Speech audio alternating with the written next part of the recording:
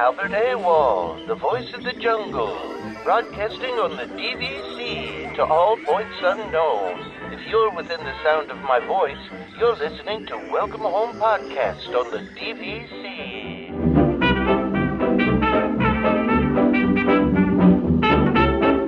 Hello and welcome home. This episode of Welcome Home is brought to you by DVC Rental Store. Thank you for joining us on episode 255 of Welcome Home, a Disney Parks and Vacation Club podcast. I'm Tom. I'm here with Trevor and Damon. What's going on, guys? I feel like I've been podcasting all weekend already. Well, you already did the golden button, right? Yeah, exactly. That's what it feels like. Well, yeah. It feels like when I was doing the other podcast, and then I really felt like I was doing 2 podcasts in a day was tough. Well, you had to do like prep for that one though, right? Like you had to like watch shows and stuff. Yeah, it was too much, man. It was too much. You don't have to do any prep for this one. You can just glide in and No, I mean I gotta be out there on Facebook though. Like I mean I do my Facebook prep to make sure that I'm at least understanding of what's going on in the Disney world. Yeah. I like that. The Disney world. I feel like that's a lot more passive though, because there's just like continually information coming out about Disney, right? Versus sitting down and binging like a Netflix series, like binging a whole show. Yeah, absolutely.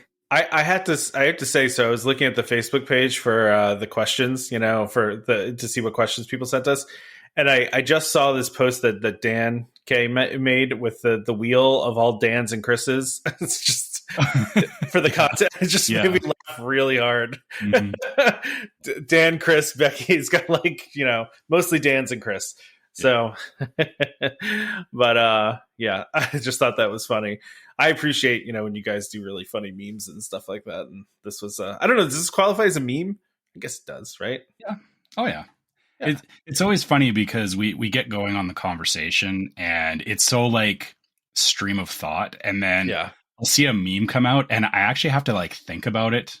Like I don't always get it at first. I'm like, what are they talking about? And I have to like kind of go back through and think about what we were talking about for the episode. And then it's like, oh, right, that thing. Well, this happens all the time though, where people will be like, you said X on this episode. And no, but I did. Okay. I probably did. I mean, I don't remember. Yep. Yeah. I don't know. I don't remember the things I say on this show pretty much immediately after I say them. So that's how that works. Which is good because then it gives us more stuff to talk about. It's just exactly. So we got a lot of listener questions this week because there's not a ton of Disney news. So we haven't done a bunch of listener questions in a while. So why don't we do some of those? Yeah. So I'm going to start with the Discord people, and we'll move to the Facebook people after. So Joe Jam, I don't know what your actual first name is. I'm guessing Joe, but via Discord, any recommended ADRs for Disneyland or must-do dining spots? This is a Trevor question written all over it. Our wait lists for Disneyland Hotel and Grand Californian actually came in. We've never had a WDW wait list come through. To help you with recommendations, we're all age 19 and over, not really into seafood, non-drinkers. We'll do character dining if suggested. Would like to know the best spots in the parks, resorts, downtown Disney if possible. Maybe a best in each. Realize that this is geared towards Trevor. Yeah, okay. Yeah, so Trevor, I think you've given your recommendations before, but I think it's always good because we have new listeners and it's been a while. Yeah, and so Joe got some replies back on this already, and I actually answered this as well for him in the Discord, but I'll reiterate it here for anybody else that's looking into this as well. So some of the recommendations, Napa Rose is in the Grand Californian. So perfect since you're actually staying there. Fantastic sit down meal. The other, or in California Adventure, there's Lamplight Lounge, which is again very nice sit downs. There's also hold on, I'm forgetting the name of this. It's the one right on the main street in California Adventure, but I'll come back to it in a minute as soon as I remember the name. It's so hard to remember all these names for things. What is it called? I'm really bad at remembering stuff like this. Yeah, I'll find. You're gonna have to Google while you're talking. Yeah. The other one that I recommended was Blue Bayou, which Blue Bayou holds that special place in my heart as like it was like the first place I'd seen where it's like, hey, there's like a restaurant inside of a ride, and that's that. Like that, the ambiance alone is like amazing, but it's good Cajun food. Like I really enjoyed it, and again, that I think that's the best sit down in the Disneyland park. But the other one, hold on, come on. There we go. Carthay Circle. That's the other one. I'm like, I almost said that, but I didn't want to sound like an idiot because since I hadn't been there. No, you know? no, yeah. Carthay Circle is the other one that is it's themed to like when Walt came to California. Like it's very like 1930s, 1940s kind of theme to it, which is very cool. So it's that, but like not like Tower of Terror. It's not run down. It looks very nice. So, gotcha. So those are the main sit downs, and all of them are good.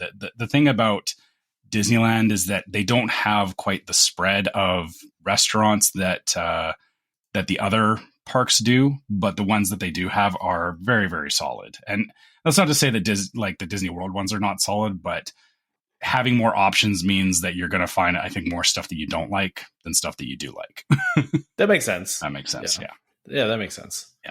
That makes sense. So yeah, hopefully that works for Joe. And yeah, if anybody else has any other suggestions, throw it in the Facebook page. Yeah, absolutely.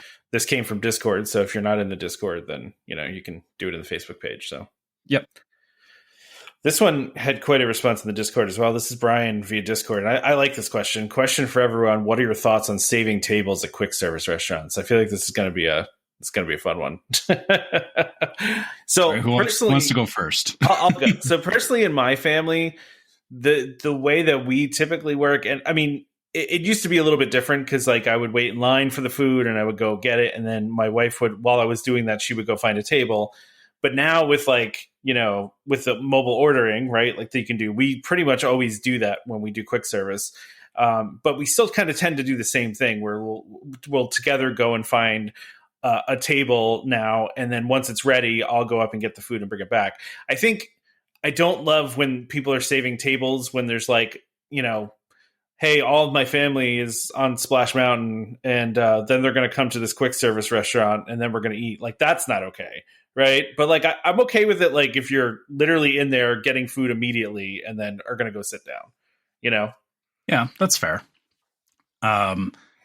I'm kind of the same way. Like if you, I guess the thing is that there's ordering, and then also there's mobile ordering. Like the thing is that when I'm mobile ordering, we'll go find a table first, and I'll be doing the mobile orders, or walking up and then like sit down, do the mobile order, wait for it to be ready, and then go get our food. Yeah. Again, I think that's okay. And the interesting thing about mobile ordering is it does create a perception that you're just sitting there doing nothing, but you don't you don't know who's mobile ordering and who's not. I agree with you on the same thing that, if there's one person or, one or two people and they've got like a huge, like, a booth or, like multiple tables, and they're like, oh no, our party's coming. But you can clearly see that it's like, there's no sign of these people showing up anytime soon. I think that's kind of rude. I actually have a story on this too from our last trip. So we were in Tomorrowland Terrace, and it was like our second last day there or something like that. We were grabbing lunch. We went to Tomorrowland Terrace. So it was kind of busy.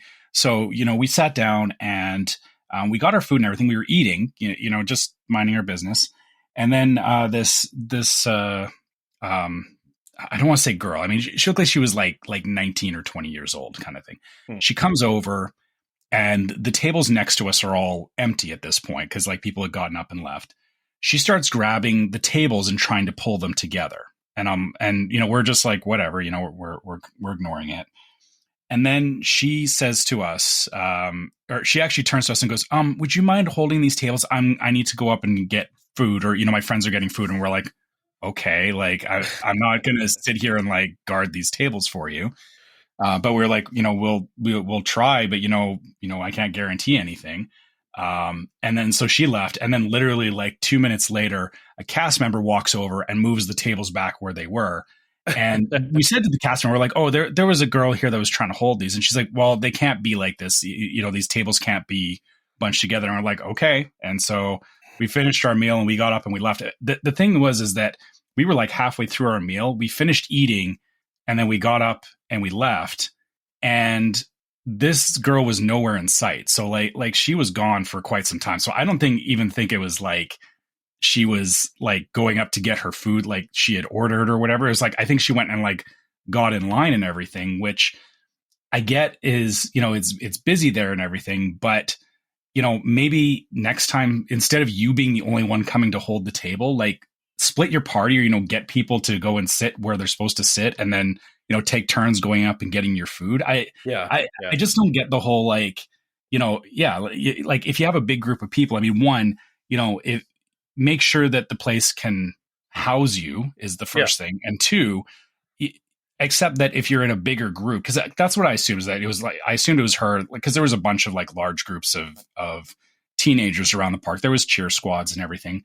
It's like split up into smaller groups, maybe, so that you're not taking up like, 5 tables next to one another. Because again, realistically, like when you're eating, if you have more than like 4 or 5 people at a table anyway, you're not having any kind of meaningful conversation. Like you're, if you're just there to eat, like pick a table, eat, and then leave, and you can have your conversation elsewhere. You don't need to be filling up, 5 tables with you and your friends.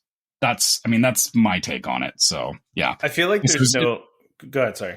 I was just gonna say, I thought it was funny that she asked us to hold these tables, and it's like, I'm not gonna like fight. One, you're a stranger, I don't know you. Two, I'm not gonna fight to hold these tables because I know better that Disney's not gonna go for that, and also I'm not gonna get myself in a fight with other strangers because you wanted me to hold a table for you. Like, yeah, I get that. Yeah. I it's one of those things, like when Disney's really busy, like those tables are really at a premium, and it almost becomes a sport, right? Of like trying to get a table, right? Because you're just looking for like the signs that somebody's starting to clean up, and then you're moving quickly, and you're like, "Are you leaving? Are you leaving?" Yeah, the Avatar one does a good job, though. I feel like the way that they kind of handle Julie? it. Yeah, because you can't get a table until after you get food. Yeah. And that's, I mean, you can send somebody in, but it's kind of not meant for that. So I do like that. Does that now too. Yeah, where like they kind of have people there that are like, all right, well, go get your food first. And that's kind of the way it should be. But again, they've made it this way. Yeah. So I don't think it's bad. I don't love holding tables, but I just don't think you have any other option because of the, but it would be better if it was set up a different way.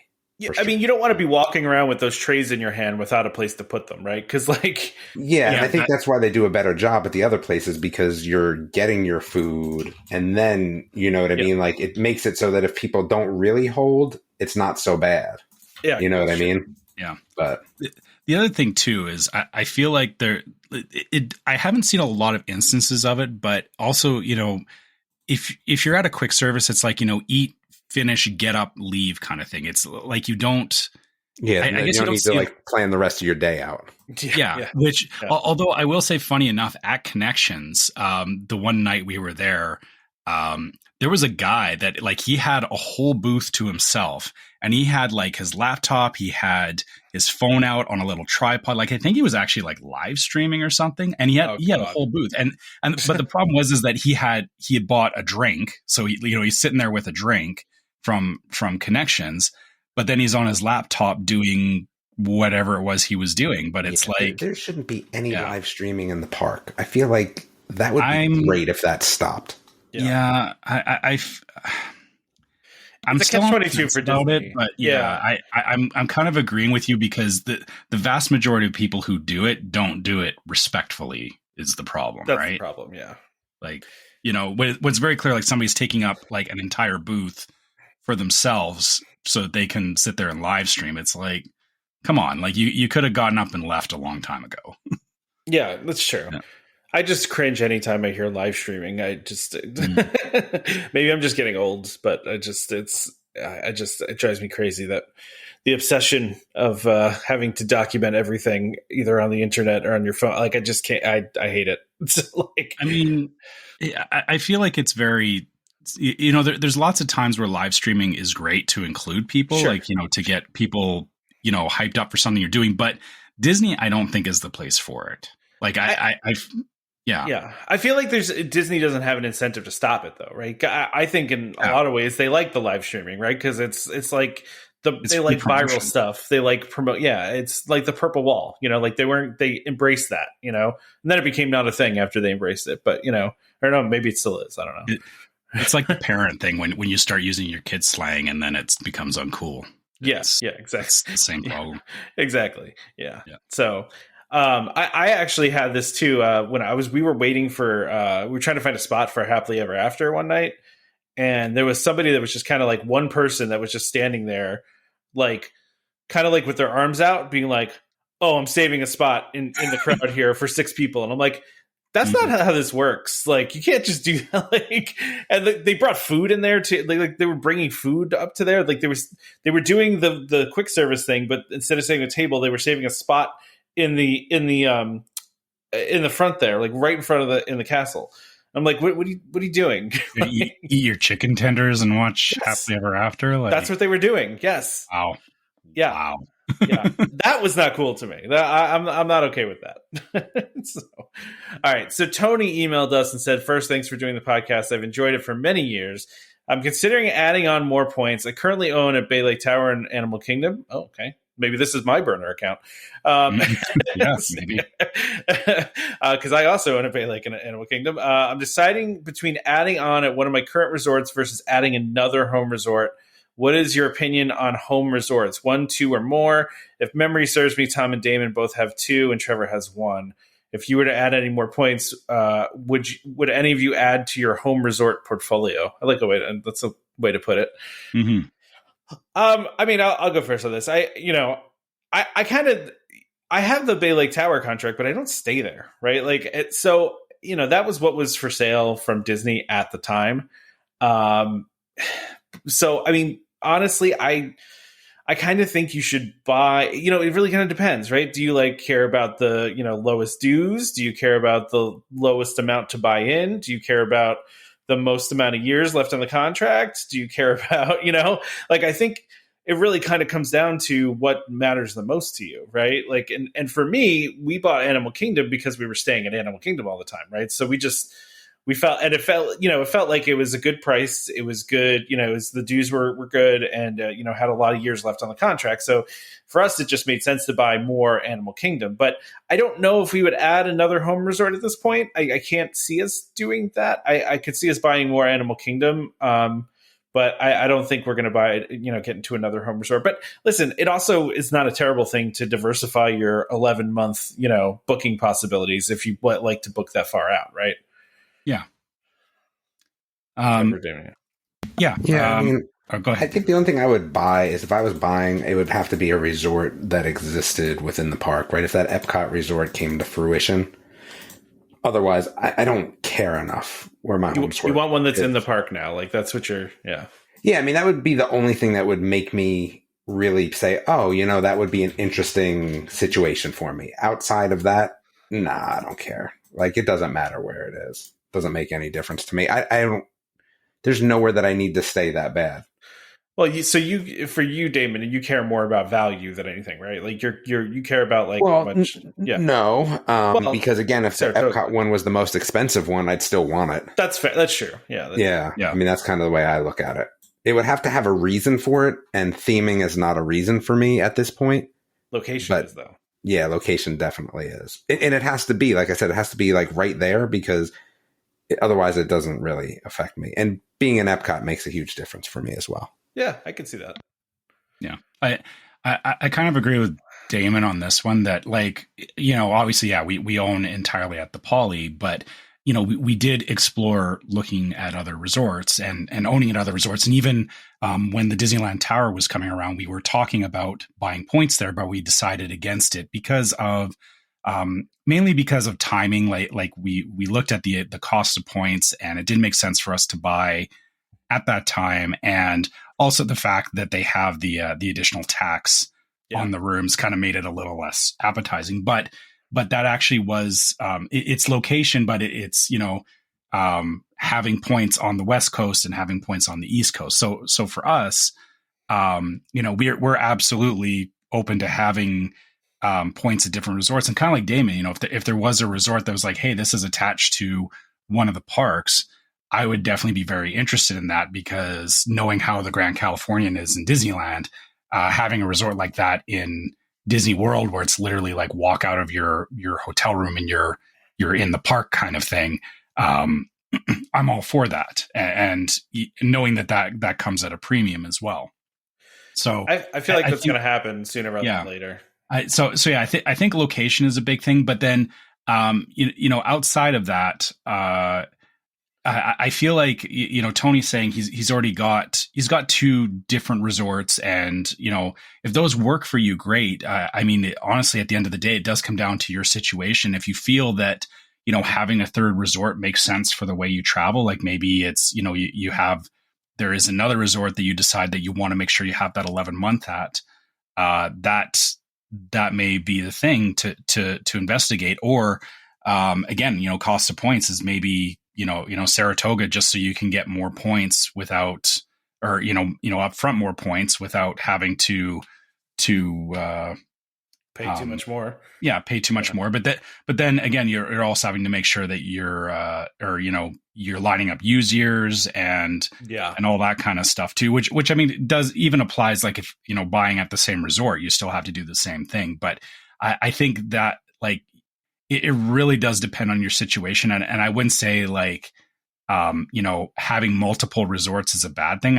Like, you know, if I had the money for it, I would definitely have, you know, points at a lot of resorts, and I would stay there a lot more than I do. But, yeah, I think it really depends on your situation and what you value the most. Like, if it's simpler to just add on to your existing resort and, you know, deal with the 7 versus 11-month windows, that may be the best choice for you. So, yeah, it's a very nuanced thing, right? Like, it's not easy to say, like, oh yeah, you know, you've got 2 resorts, so you should just stay with those, or you should, you know, maybe you should look into a 3rd or not. Like, I don't know that we could ever really, I don't know if we could ever really, like, give a definitive answer on the best way to approach it, because, you know, even the 3 of us talking, we all have our own angle on it, right? Like, we all have our own priorities on why we have what we have with DVC.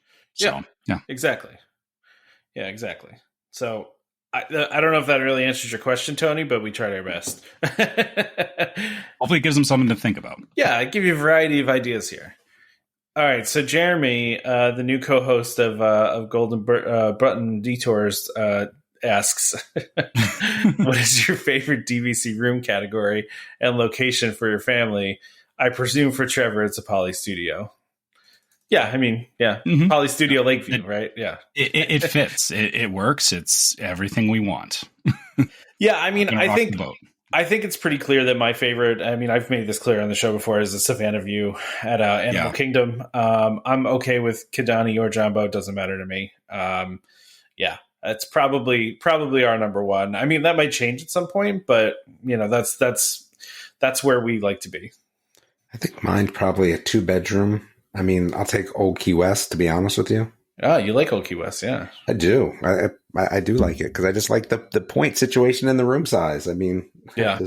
Again, theming for me, I can go to any of those parks, and it's not like the pools or water parks. I mean, once they took down the clown out, it was all over anyway. So, you know. I mean, the slide's the same. It doesn't matter. It doesn't matter. It's not the same. Nope. Yeah, it's just not the same if you're not coming out of the clown's mouth. Exactly.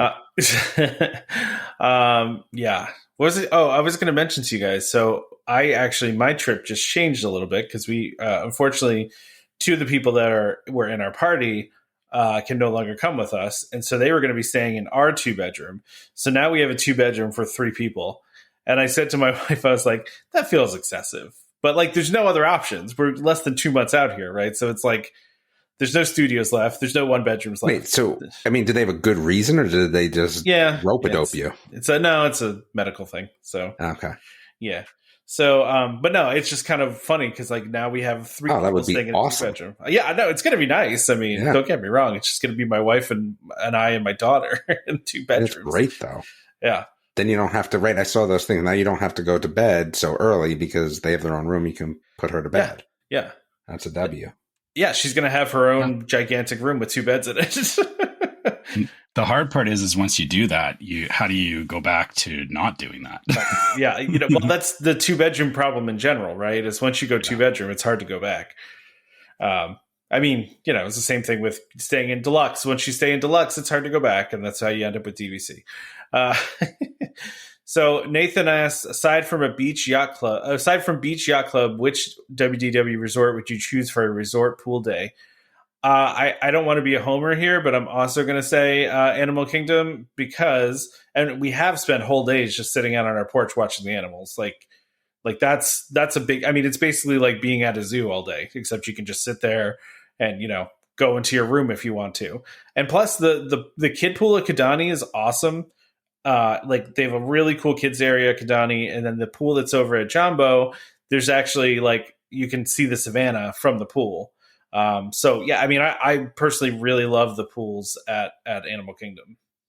I mean, for me, it's Old Key West because you can play tennis. There you go. Yeah, I mean, the gym's pretty good. You can play tennis. I like that. Wait, is there pickleball now? I'm looking at the website. It says there's I think they got pickleball now, yeah. I feel like that's terrible, though. But okay.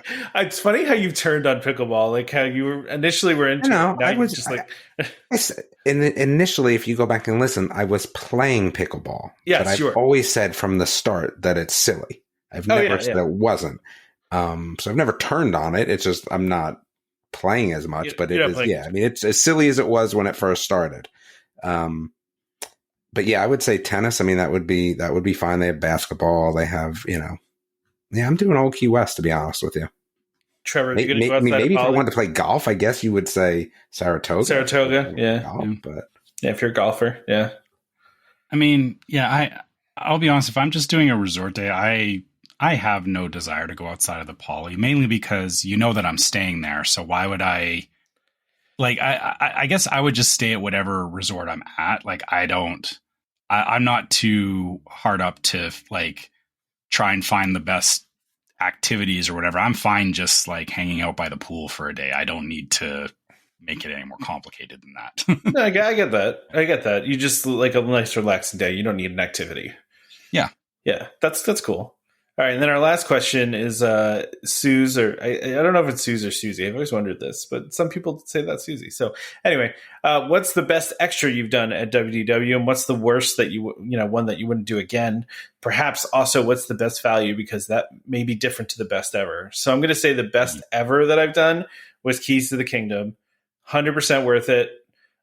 Close. Oh well, I don't know. This is tough because close second would probably be the private fireworks cruise we did on the lake that we got. Really? I think I talked about that before. I got it for free. Go ahead, Trevor. What were you gonna say? No, I was gonna say, you really think that was a big deal? Like we did that fireworks too. Cruise? Yeah, that was whack, man. I mean, it was really expensive. I mean, I didn't pay for mine either, but even not paying for it, it was whack. Yeah, I thought it was cool. We liked having the nighttime like kind of tour of the lake, and like have the guy was stopping and showing us different things and like getting us close to like the island where they have where they used to have the little theme park there. Like, but again, you didn't pay for it, neither did I, and I didn't really care for it and didn't pay for it. I can't imagine paying for that. Yeah, no, I don't know if getting ice cream and then doing it right. So yeah, it's tough. I don't know if I pay for it, but we also did a private safari on our honeymoon, which it wasn't private. It was like 10 people, and it was but it's an extra. It's like a tour kind of thing. It was a special tour. We had to get up at like 6:00 in the morning to go on this tour, and it was only if you were staying in Animal Kingdom that they were doing it. And like the driver was one of the zookeepers, and like so you got to go on to the safari before anyone else did. So like it was literally the park wasn't even open yet, and you got to go out on the safari. So I gave you a top 3, but that's whatever. And then I will say the best value was the behind the scenes tour at Living with the Land, which cost like nothing and was fun. It's more expensive than it used to be, but yes, I would agree with that. It was so cheap that it was compared to other ones, though, it was super cheap. Oh yeah. I mean, I think I paid like $20 for it a head when it was like when I did it. Almost 40 a person now, I feel like. Oh wow. When we went. But it's still a good value. But again, I just don't know. Like, it was enjoyable, but how interested were the kids? I don't know if that's really a kid-friendly one, right? I feel like you need to be. I mean, they weren't really even kids. I mean, gosh, they were 19 and 17 or 16 or 18 and 16, and you know what I mean. Like they weren't kids, but yeah, still in that range of like, was it interesting? Yeah, I mean, at 18, I don't know if I was interested. At that age, yeah. At that age, nothing's interesting unless it's, whatever you're doing at the moment. yeah, that's true. Trevor, do you have any? Yeah, I mean, so for me, the Disney After Hours events, because they're a separate, like, I know it's not like I guess it is an extra because it is a ticketed event. I feel it's not a paid extra. Yeah, it's well, it is a paid extra event. Well, he's talking about the After Hours. Oh, you're talking about the pay ones. You're not talking about Moonlight Magic. Oh no, I'm not. Yeah, no, I'm talking about the paid ones. I feel that was really good and worth our time because, like and I've said this before, like it's a 3-hour event and you think that's not a lot of time, but you can get so much done in the park and it's a totally different feeling. Like even from 9 o'clock to like 10 o'clock when the park officially closed, like you just feel like the whole park empty out and it makes for a really great experience if you can be up that late. Understandably, not everybody can be up until like 1 o'clock in the morning. For us, we've done that multiple times now. And it's always been, we felt our best value of it like an extra ticket because it's just pure like theme park madness, right? Like you can kind of get it all done and get everything done quickly in a night, which I love.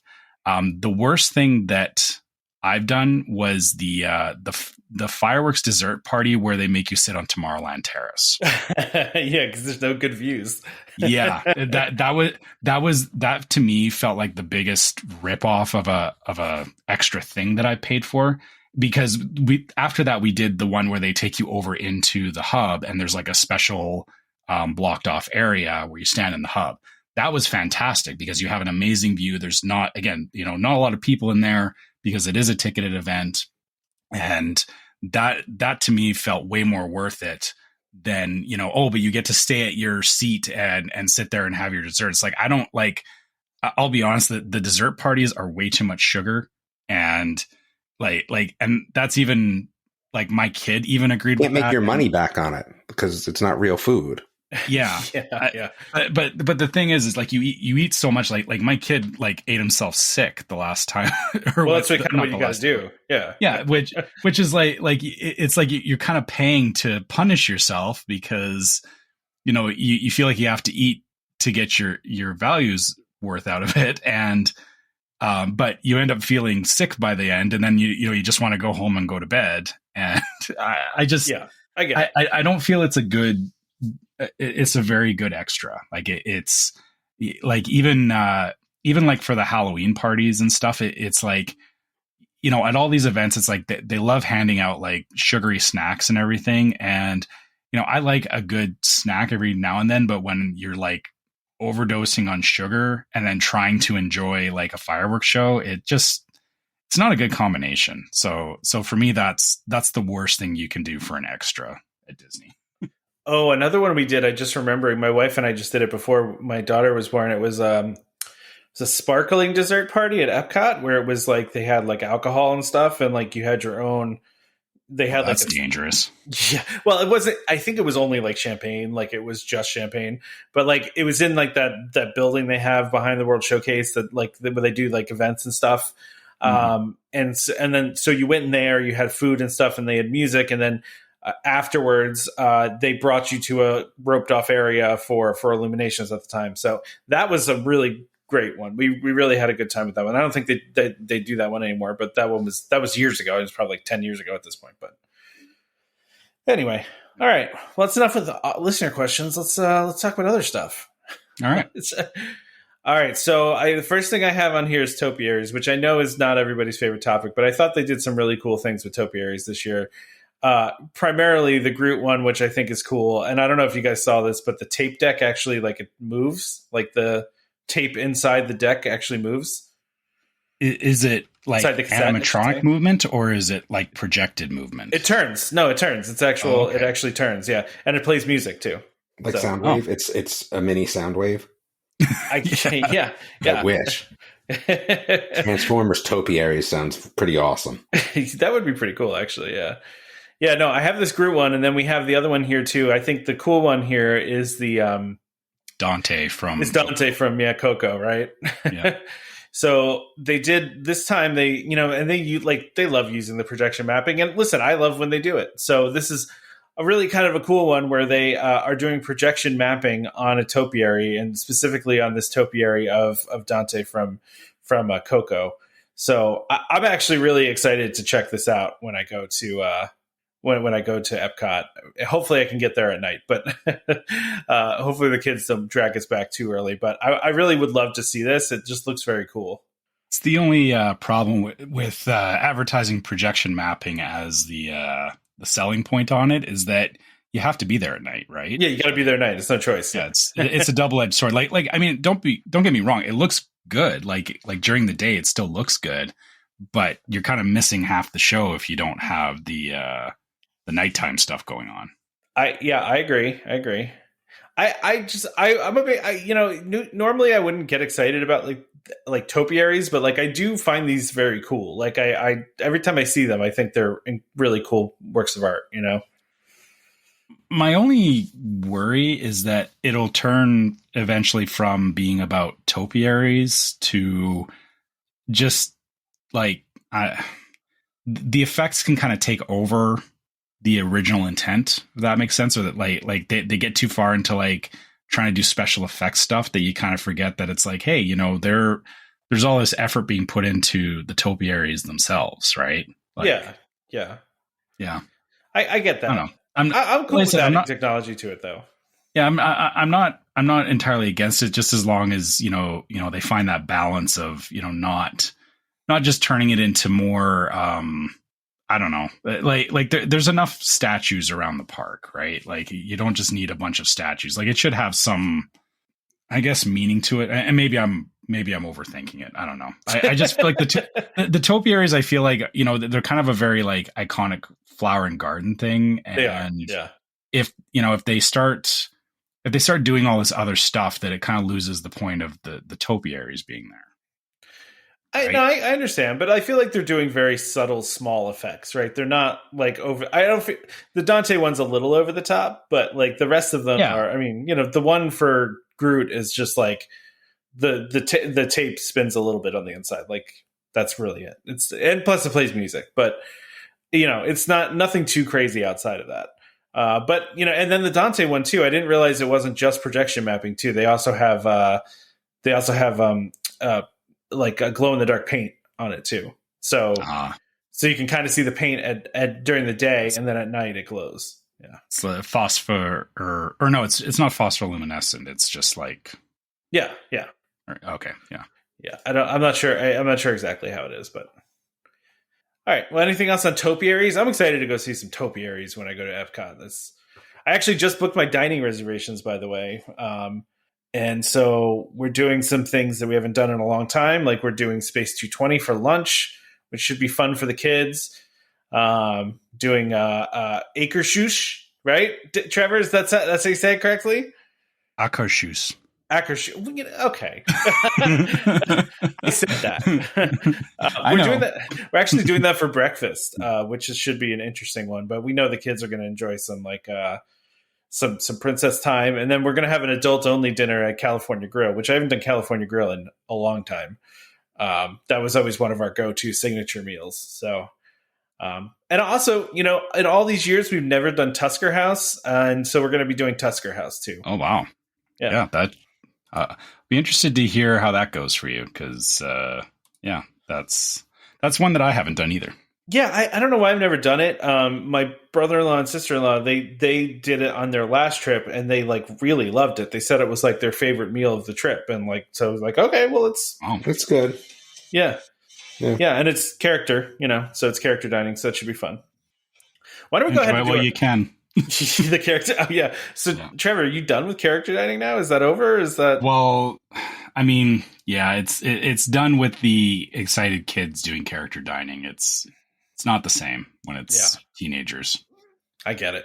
All right. Well, why don't we go ahead and do our ad, and then we'll talk about some other things here. All right. The sponsor of this episode is DVC Rental Store. The DVC Rental Store, a World of DVC company, offers magical vacations at incredible value. Save up to 60% off retail rates at premium Disney resorts. DVC Rental Store now includes deposits as low as 25% at the time of booking and a built-in cancellation policy for every reservation. And as always, DVC Rental Store pays out the most to members looking to rent their points. Want to learn more? Go to dvcrentalstore.com/welcome-home or call 1-855-DVC-RENT. That's 1-855-382-7368. And when you speak to them, be sure to let them know that Welcome Home sent you. All right. So we've got some new things. I know you guys are all burnt out on Star Wars, but I felt like I needed to talk about this stuff. So yeah. Okay. By the way, I thought we were past that already. I saw the ad and thought we were talking about Easter egg displays. I reorganized in my head anyway. But no, so starting April 5th, they're going to be adding more to Star Tours, and which I'm surprised by this. Now they're going to have, with the additions, 250 storyline variations. Which, I mean, yeah, because it's a factorial, right? Like, every time you add exactly. one, exactly. Yeah. I know, but 250. I'm just surprised they're not subtracting any. I guess as they're going along, they're just adding and adding and adding, right? Guess they don't really need to. This does nothing for me. Is zero. The hard part about that is too much is a bad thing when. Yeah, maybe I just want to see my old one that I love, and like if there's a particular one that you like, then it's like you're like, oh, I hope I get that one, and you could ride it 7 or 8 times and never see what you want to see, right? That's fair. That's fair. Yeah, no, I get that. I mean, I like the variation just because it gives you its rewritability, right? Like, you can ride a bunch of different times. But it's getting kind of played at this point. Like, why even waste the energy here? I feel like just Star Tours in general. Yeah. I mean, I still like Star Tours, but you still got to take work and money, like. Oh yeah, I'm sure it does. Well, yeah, because they have to hire the actors and the effects and all that. Yeah. Or they're probably doing it while they're recording these shows that they're tied to. That's true. That's what they did with Guardians, right? Like they recorded the stuff while they were already on set recording the movie, right? So yeah. Which the hard part is that going back to the whole too much Star Wars is it's like they're saying that there's stuff from Ahsoka, Andor, and The Mandalorian. Okay, I've seen some of The Mandalorian. I never finished watching The Mandalorian because I just got tired of it at the time. I haven't watched Ahsoka or Andor. I heard Andor is great. I mean, and I'm not saying that they're bad shows, but it's like it's becoming this thing where it's like you have to, or I guess you don't have to, but if you want to keep up with what they're referring to, it's you have to be invested in all these different shows. It's literally why I don't watch Marvel. They did the same thing. I mean, it's kind of the point, though, right? Like they're trying to get you to watch those things. No, that's not. But they're actively making us not watch them because it's becoming too much work. It's actually becoming a job. Like even reading, Martin's stuff, you felt like okay, but at least it was self-contained in one book, and it might have been a little bit of work to remember what was going on, but this is like a job. I can't think about it. If you were to watch everything Marvel and everything Star Wars, and that means everything, any little thing that comes on, even the cartoon, even the series, dude, that's a lot. It's a lot. It's a lot of content. Yeah, I agree. Too much. Too much of the same content. Whether it's good or bad, it becomes irrelevant, right? Even if you're eating a great meal, but you're eating it every day, at some point, I'm done. I mean, everything I've heard about Andor is that it's very different from the other stuff, but it's still Star Wars, though, man. Which again, that's fine that it's different, but like Damon said, it's still Star Wars, and it's still And I like The Mandalorian, but I'm with Trevor. I watched it all, but I was kind of just all right, man. I guess this is the thing is, if I'm going to ride Star Tours, it's Star Tours used to be just it was the same thing every time. And it was it was fun because at the time it wasn't there wasn't a lot of simulator rides. Like when Star Tours came out originally, it was new and exciting, like everything else that we see now. You know, it was the new hotness at the time. But yeah, it feels like money could be better spent elsewhere. Yeah, it's in such a weird place because it like even when you're looking at it, it's like, oh, in Hollywood Studios, it's like, okay, you've got Rise of the Resistance, you've got Smuggler's Run, and then you got Star Tours. Well, I'm not going on Star Tours because that's like the old thing. Yeah. The old thing. So I'm going to go on these other things, but then they keep updating Star Tours, and it's like it feels kind of forced a little bit. Like I'm not trying to. I'm kind of like they're running an ad. Yeah, I'm not trying to knock on and say like every time they update this stuff it's bad, because it's I guess it's good that they are trying to breathe life into the attraction and not just letting it fall over and die. But it also, like you said, yeah, it feels like it's getting too far into they're just force feeding these things, and I guess Star Tours is easy because it's literally just updating scenes in the show the way that they've structured it. But yeah, I feel like I could ride it, and you could put like something like you could put a scene from like Dune in there, and I probably wouldn't know the difference at this point, right? But that's that's the thing though. Like, I don't. What if they did sneak another show in there? What would you want to see? Just snuck one in. Snuck one in. What if it was like a Star Trek in there?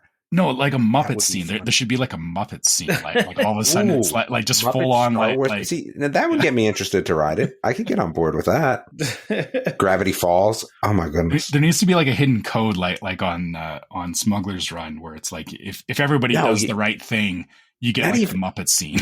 Not even that, but like once every 10,000 runs, you get like Muppets. It's like it's the golden ticket of yeah, like you never know when it's going to happen, but man, that would make that ride. And it would probably be absolutely mobbed if that was the case. It's not a bad idea. Well, the only problem with that is like once after you get to that 10,000, you show the Muppets, then is anyone going on it for a while? Because they're kind of like, I'm not going to see the Muppets. Like, yeah, well, I love that though idea. That idea would be great. Because the funny thing, you could have like a whole interaction between Yoda and Kermit, right? Because they're like, well, I think it would be funny if they just kept like one of the existing scenes from like the original and just recreated it with the Muppets, right? So it's like it's the exact same sequence of scenes. Yeah. It's just Muppets instead of the original characters. I think that would be perfect. Yeah. I think this is good. I like that they're keeping things fresh and changing it and adding to it. And like I said, I don't feel like I need to see these series to enjoy the ride, right? Like, I don't know. I can enjoy the ride without. You go into a planet with a character you know nothing about. I don't care. That's fun. I don't know anything about Pandora, and I enjoy, Flight of Passage, And you never saw Avatar? Nope, never saw Avatar. Still haven't seen it. To be fair, the Avatar ride takes place after the movies that haven't even come out yet. So technically, we are on the same page as everybody. Yeah.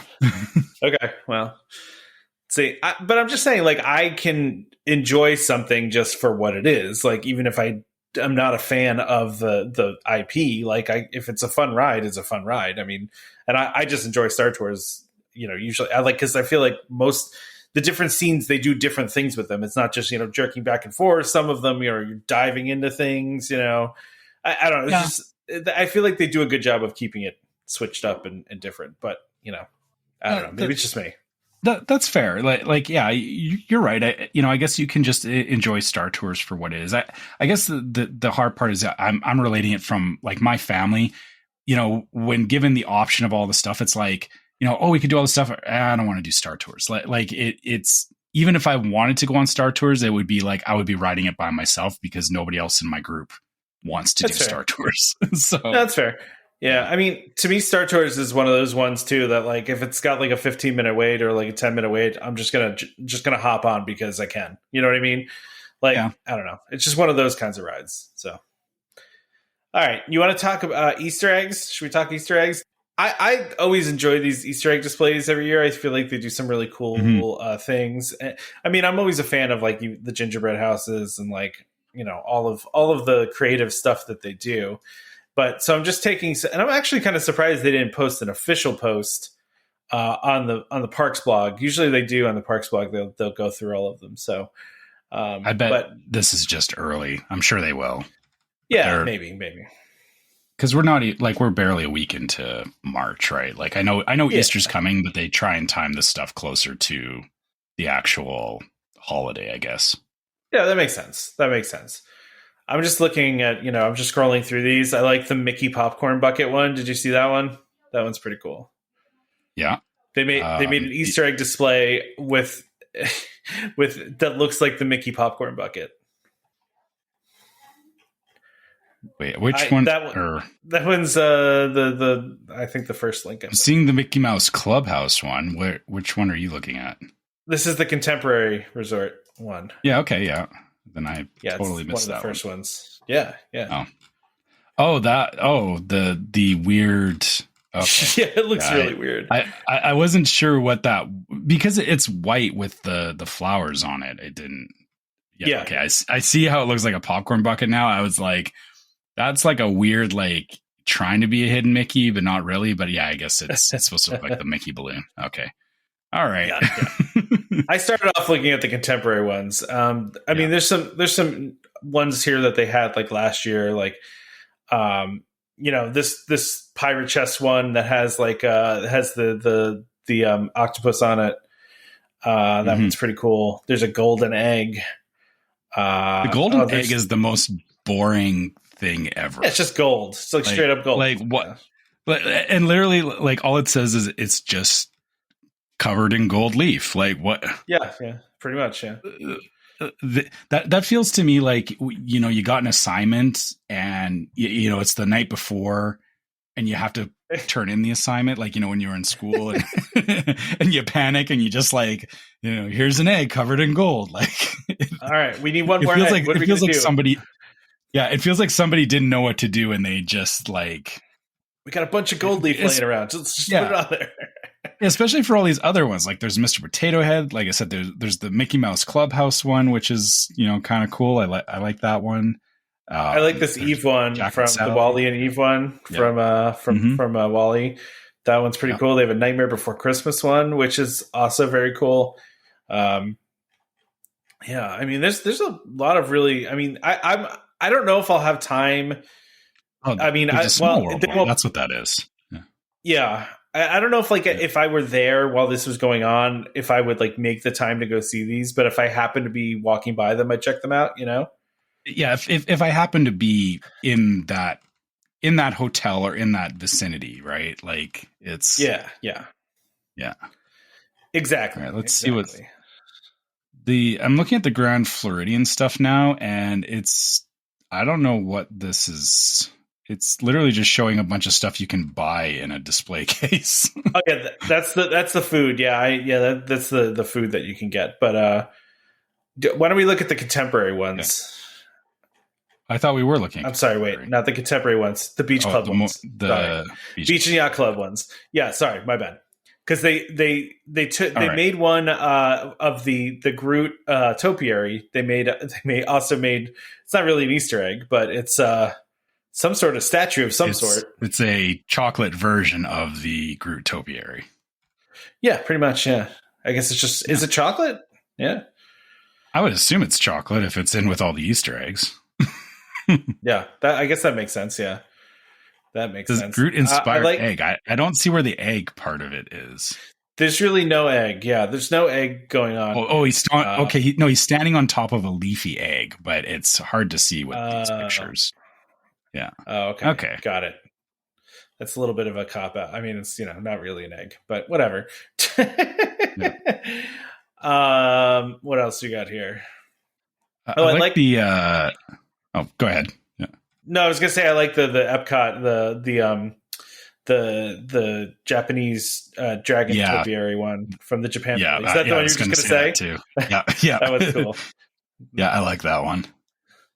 The Chip and Dale one's kind of nice too. That it looks like, again, they're doing the topiary. No egg in sight, but gets a pass. their stomachs are kind of egg shaped, like their midsections are egg shaped. Yeah, kind of. I guess sort of. Yeah. You can take interpretations with it, I guess.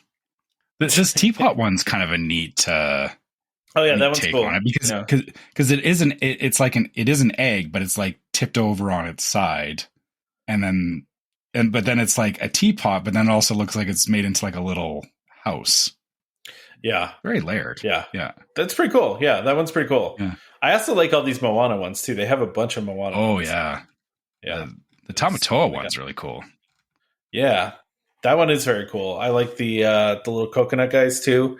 Those are pretty cool. Yeah, Tamatoa one is very cool though too. All right, I think that's probably enough for egg talk. Yeah. Which actually reminds me I need to go shopping for some Easter candy.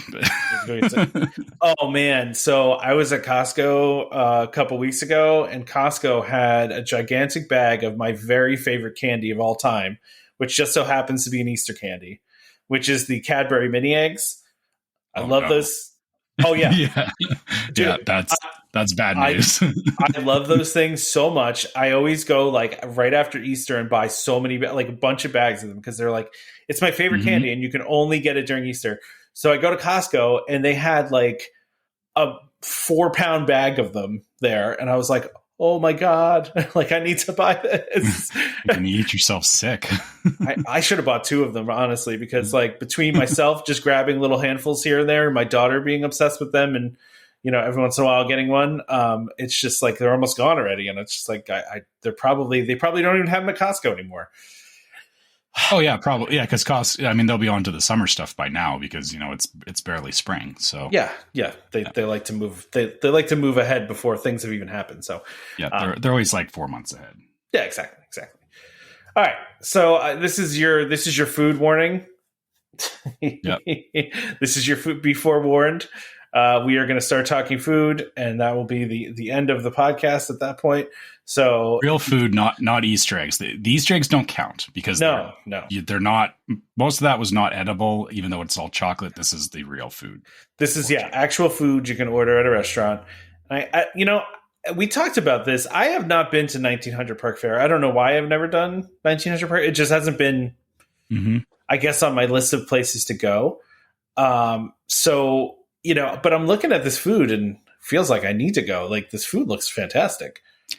Again, it's in the Grand Floridian, which, like, as much as everybody loves the Grand Floridian, it feels kind of out of the way because of where it is, right? Like, there's no reason you're going to really end up at the Grand Floridian unless you're going there for a reservation or something, right?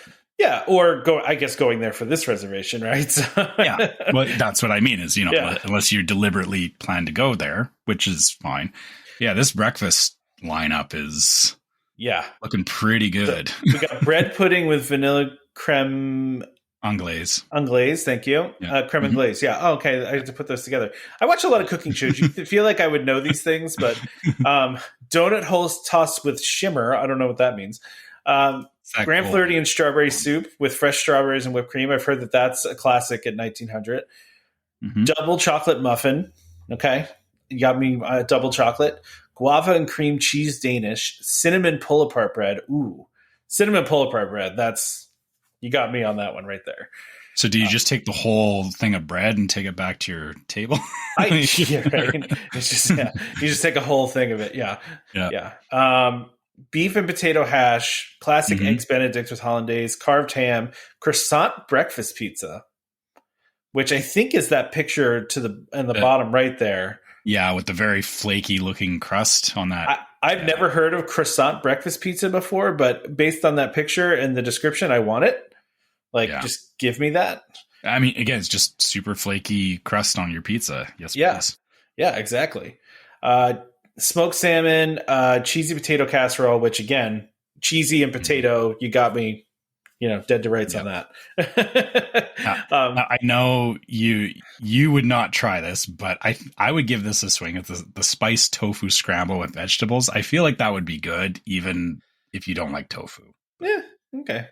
I know you're like, nah, I'm not. With everything else on the menu, I'm not trying the tofu. I'm good. I'm good. But then if we go to dinner, we've got peel and eat shrimp with cocktail sauce, which my wife would like destroy. I love shrimp too. Yeah. Yeah. My wife would love some shrimp. Tiana's gumbo. Is this the same gumbo they have at the Disneyland restaurant? Because I've heard it's really good. I don't know because it's not called Tiana's Gumbo at Blue Bayou, or I guess it may be because there's the new Tiana's restaurant. That's what I'm saying. It's at Tiana's restaurant. Okay, yeah, right, yeah. Because I've had the gumbo at Blue Bayou, but I don't know if it's the same because I haven't been there lately. Yeah, that new Tiana restaurant at Disneyland, I've heard is getting like rave reviews, saying a lot of people saying it's like the best quick service. So maybe if you want to have the same food as what they have in Disneyland, maybe going to the Grand Floridian is the right choice. Well, I'm just getting this dish, right? So I think they have gumbo. I seem to remember when we talked about it, they had a Tiana's gumbo. I'm just pulling it up now to verify it so I'm not losing my mind. So they had a house gumbo there. Okay.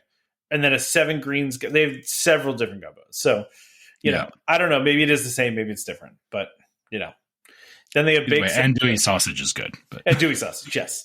Yeah. Baked salmon with saffron, lemon butter, carved prime rib, curry roasted chicken, roasted garlic sausage with tomatoes, herbs, and braised cabbage, porchetta with hunter sauce. I don't know what hunter sauce is, but I'll eat that. Yeah. Sounds like it. A couscous salad with dried fruits, almonds, mint, and parsley, sun-dried tomato, and rosemary focaccia. Yes, please. Mashed potatoes, green beans, and glazed carrots. It's looking like a pretty good menu. Yeah. I see it underneath all that. They have a picture of the strawberry soup. Oh yeah. The strawberry soup. That it just looks like, it looks almost like icing or something. Like I wonder what, yeah. Everyone says really it's good though. Like it's apparently a classic thing there. I just have never had it. So the fact that it just comes out of a spigot and it looks like you can just load up on it is an interesting prospect. It's an interesting way to serve soup. Is it just in a big giant thing? Yeah. Well, I'm guessing it's a cold soup. If that's the case, right? Yeah, exactly. Yeah, it's cold soup. I'm not a big cold soup fan, but I'd try that. I mean, I don't know. I can give it a pass at breakfast. I feel. Yeah. Well, and then you got a bunch of desserts here. Which listen, it's Grand Floridian, so you have the Grand Floridian Bakery, which I've ordered things from several times for, cakes and stuff like that. And they're excellent. So, this thing like the toasted coconut cake, which is not my jam, but I know my wife would be into it and you would like it. Lemon blueberry cheesecake. That looks delicious. Vanilla cupcake, pretty straightforward cupcake, but the fudge brownie with the triple chocolate mousse, that's exactly where I'm going. That's where I'm going first. That layer of mousse on it looks insane. Yeah. It's almost as thick. It's like half the thickness of the brownie. It's like half the brownie. Yeah. Which is, listen, I'm not going to complain about that. Yeah. That sounds great to me. Ooh, they got lavender lemonade. That's nice. Yeah. I've had that before. It's really good. I've never had that, but I would try that. That sounds good. Yeah. All right. So we're going to jump off of Disney World and we're going to head over to Hong Kong because the Asian parks always have the most fun food. And I feel like we need to talk about this food. I feel like if we talk about it enough, maybe somebody will hear us and be like, realize that they need to start doing this more. Yeah, I know. I don't know why they just do this at the Asian parks and not here. Are those Winnie the Pooh mochi? I bet they are. Where's the first thing I saw? The very first picture. I don't know what it are. Either that or they're steam buns, but they are steam buns. Oh no, it says what is this? Italian gelato boat. Okay, so it's dim sum. Oh no, they're dim sum. Okay. But they look like the characters from Winnie the Pooh. Like, come on. They do. The Tigger one back there. Like, why did they even put the Pooh one up front? The Tigger one is way cooler. That's because they make you look for the Tigger one. Yeah. Like, oh, Winnie the Pooh, and then oh my god, Tigger. But and also this over there too. Yeah. This Italian gelato boat at Small World. I mean, look at that thing. I would destroy that thing. I would feel ill afterwards.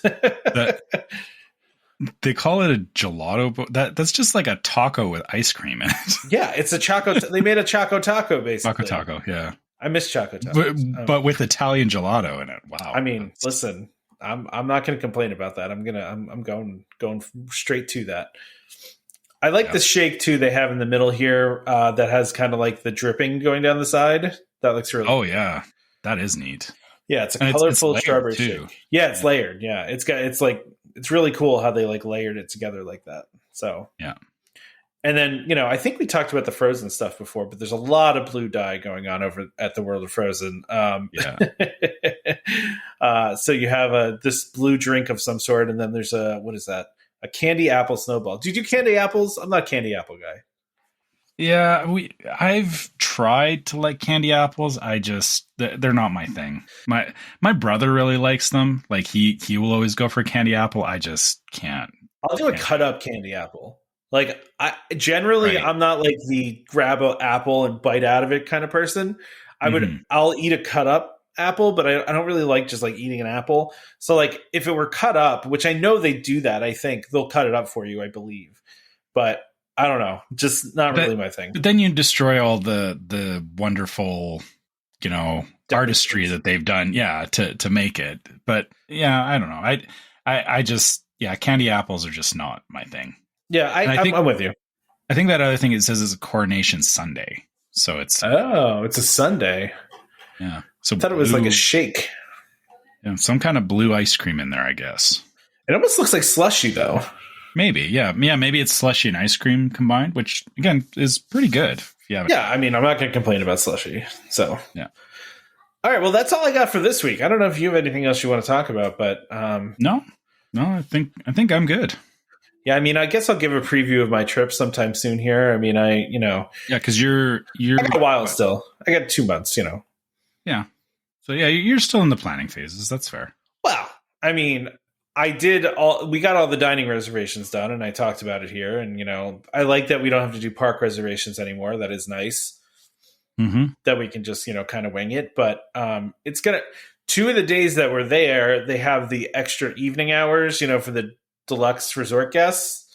But I don't think we're going to have nighttime childcare anymore because of the changes to our party. So there were plans for the adults to go out back after the kids went to sleep and then, go check out after hours stuff. But I don't think that's going to happen this time, but we'll see. We'll see what happens. Yeah. We had the opportunity to do the extra hour stuff too a couple of times, or there was a couple of nights where it was available. We were there too, but we ended up not doing it because by that point we were just tired anyway. We wanted to go back to the room. So yeah. No, I get it. Yeah. I get it. So we'll talk more about my trip as we get closer though. Yeah. I feel like we talked about it a lot already. I don't even know what else I can talk about, but we'll figure it out. All right, let's wrap up, Trevor. All right. As usual, if you guys want to reach out to us, you can always find us at welcomehomepodcast@gmail.com. We love getting your listener questions, your trip reports, all that kind of stuff. So, just, keep emailing us that stuff. We love hearing from you guys. And on Facebook, you can find us as Welcome Home Podcast. YouTube, you can find us as Welcome Home Podcast. And on Instagram, you can find us as Welcome Home Pics. Make sure on Facebook that you check out our group, Welcome Home Disney Waitlist. As we talked about earlier in the show, a lot of our listener questions come from there. People post memes in there. There is also lots of great Disney experts in there because we got a lot of awesome listeners that are also better versed at Disney than us in a lot of different ways. We are not the Disney experts by any means. We enjoy Disney, but we got a lot of great people that are in the group that pay more attention than we do. Yeah. And if you're planning a trip, it's good to get a lot of different perspectives on things. So, it's a great group to come and ask those kinds of questions. So, please check it out. If you want to help support the show, you can go to store.welcomehomepodcast.com and check out our different merch. Love seeing the tees, people are wearing when they're going on their trips to the parks. So, if you want to pick up some t-shirts for your next trip, or if you need a fanny pack, or even, just a mug for enjoying your morning coffee while you're listening to the podcast, that's a good idea too. So, please have a look at what we got in there. And then also we do have a Patreon. So you can go to patreon.com/welcomehomepod. You can check out our different levels of Patreon support there. And Patreon has exclusive merch that is not available on the main store. And all of our Patreon supporters also get access to the Discord server, which is yet another place that we love talking with you guys. And we get questions from there and lots of interesting discussion. So, if that's of interest to you, please check out our Patreon. Last but not least, I feel like there's more like non-Disney talk in the Discord than there is Disney talk. Well, there is the whole off-topic section. So that's true. That's a popular section though. So yeah. There is definitely a lot of different discussion, but it covers the whole spectrum of stuff that people talk about around the podcast. So, absolutely, yeah. Last but not least, if you're listening on iTunes or Spotify, leave us a 5-star review because it does help more people find the show.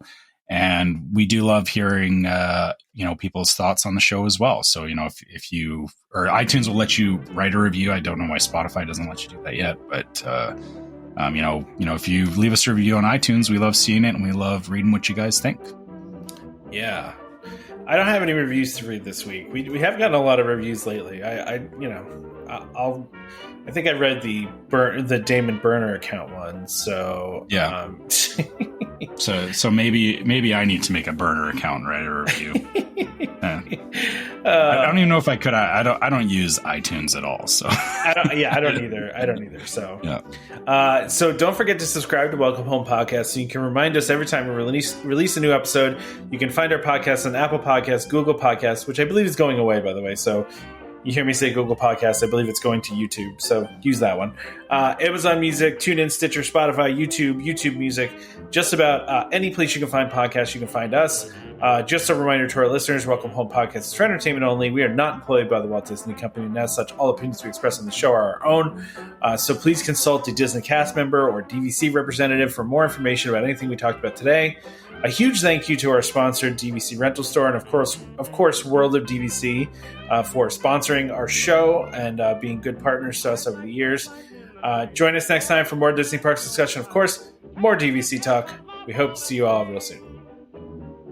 This is Skipper Albert Awol, the voice of the jungle, signing off from Welcome Home Podcast on the DVC. Do a huddle when we hit its hair. How she can cuddle is no man's affair. I looked around from pole to pole, found her in a sugar bowl.